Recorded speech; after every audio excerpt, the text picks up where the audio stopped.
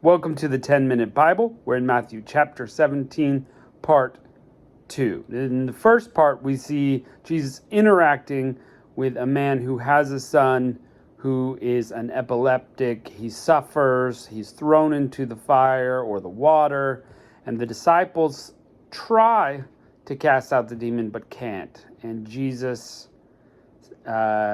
rebukes the demon, and the boy is cured. Now we pick up verse 19. Then the disciples came to Jesus privately and said, "Why aren't we able to cast it out?" And he said to them, "Because of your unbelief. For most certainly I tell you, if you have faith as a grain of mustard seed, you will tell this mountain, 'Move from here to there,' and it will move, and nothing will be impossible for you. But this kind doesn't go out except by prayer and fasting." So the disciples can't do it, and Jesus is attributing it to their little faith.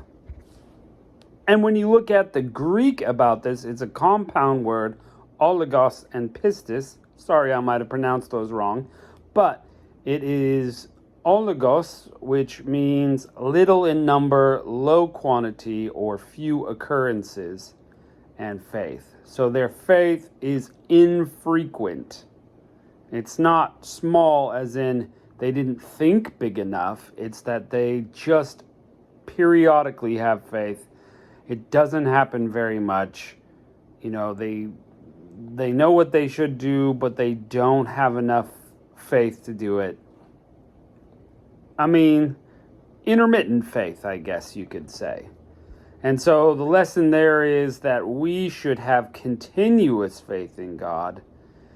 Not low in quantity, not low in number, not few occurrences, but all the time we should be building our faith. And that's what Jesus wants us to see. And if we have the faith that is constant and frequently occurring, then we could move mountains. Nothing would be impossible. Interesting. He also says that kind doesn't come out by prayer and fasting. And it's an important point that we have to connect to the true power, which is, to be honest, God, not ourselves. And so there's no way we can do it. So we have to connect by prayer, and that's what faith comes from, is our connection with God. And we can't do these things ourselves. We're not good enough. Yeah, and fasting, of course, big. It's a big spiritual thing, prayer and fasting. So, pretty incredible. But we continue. Verse 22, while they were staying in Galilee, Jesus said to them, "The Son of Man is about to be delivered into the hands of men. They will kill him, and he will be raised on the third day." They were exceedingly sorry. Now this continues to fascinate me. Jesus is prophesying that he will die. He will be delivered into the hands of men. He's going to be killed and raised up on the third day. So it is no secret, and this shouldn't be a surprise since Jesus is God, exactly how he's going to die. Exactly that he will be handed over. It's not just like he's going to be, killed by a random, sword at wrong place, wrong time. He's handed over, killed, raised up on the third day. Everything goes according to God's plan. And the disciples are distraught by this. They're upset. This is their master. They've followed him. They may still be harboring thoughts that he's going to be Messiah King at this time, that he's going to kick Rome out and elevate Israel, which Jesus Christ will do at the end of the age. Okay, they're upset. Well, what are we going to do? Because up until this point, it really is that once you die, that's it. You're gone. And so for Jesus to predict that he's going to be dead, I don't know if they believe him when he says he'll be raised up. I don't know if it's confusing for them. Think of the book of Revelation, how confusing it is for us, exactly what's going to happen. When Jesus would say stuff like, they're going to kill me and I'm going to raise up on the third day. Is that a metaphor? Is that, what is that? Did they really believe it?